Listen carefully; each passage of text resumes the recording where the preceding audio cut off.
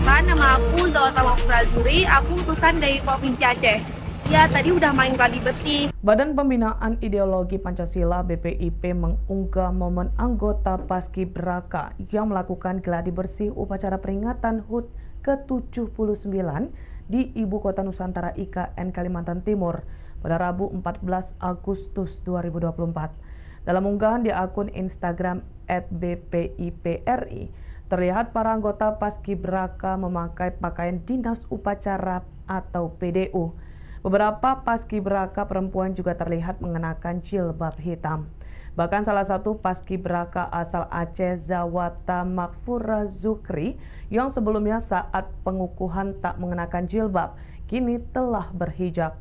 Saat diwawancarai, Zawata mengaku sudah melaksanakan gladi bersih pengibaran dan sempat deg-degan karena diliput secara live.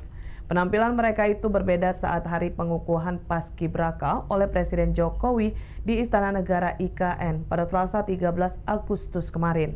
Dalam momen foto dan video yang diunggah oleh Biro Pers Sekretariat Presiden, tidak ada satupun anggota Paskibraka perempuan dari 38 provinsi Indonesia yang memakai jilbab.